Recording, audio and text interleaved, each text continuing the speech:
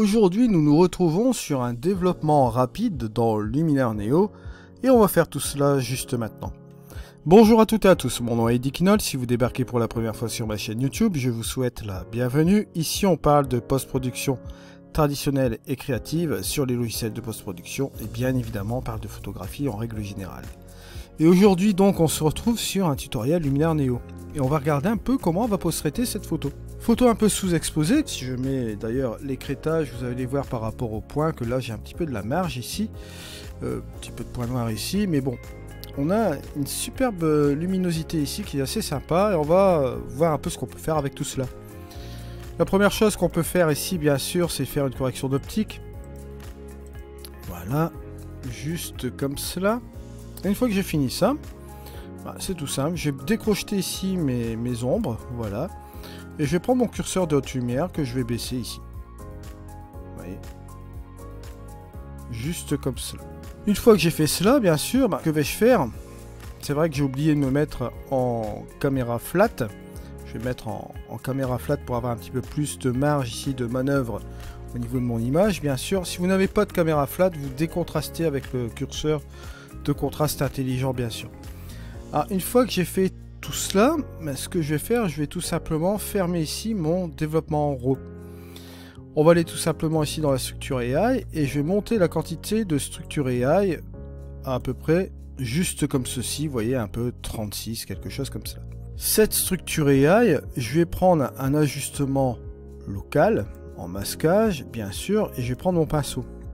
Ou, pour aller plus vite, allez, on va pas prendre le pinceau, on va prendre le dégradé linéaire.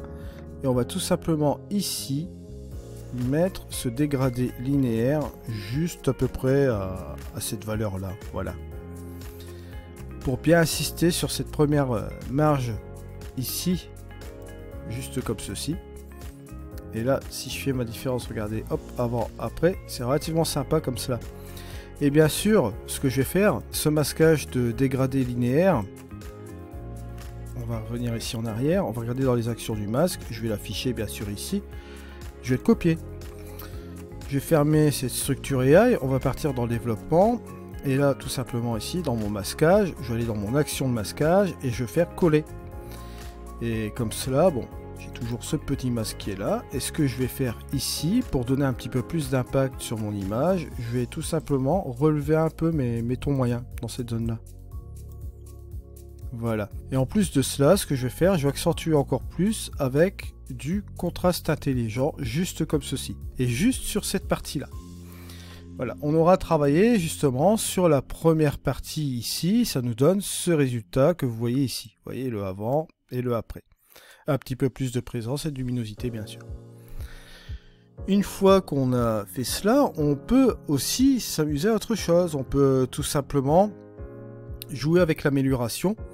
Je vais l'utiliser un petit peu de manière juste comme ceci. Voilà, ça va me jouer sur l'ensemble un petit peu de l'image. Ça va ramener de la gouache non seulement sur le premier plan que j'ai déjà travaillé, mais sur le reste aussi également.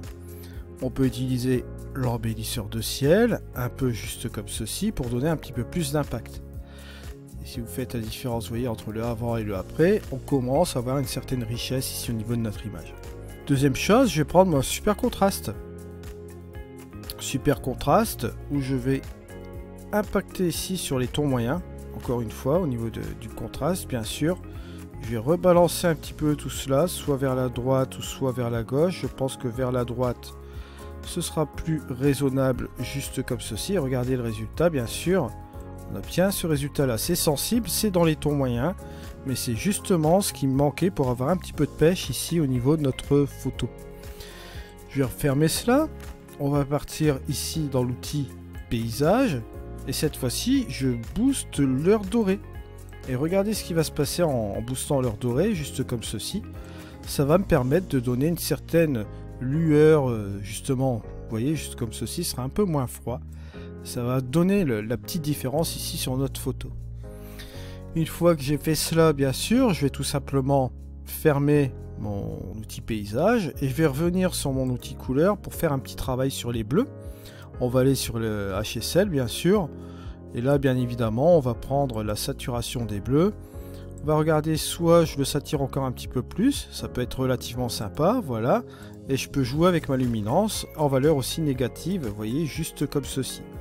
Ça peut donner un petit impact encore supplémentaire à notre image et donner une certaine richesse. Vous avez ici le avant et le après. Vous voyez, ça fait relativement sympa.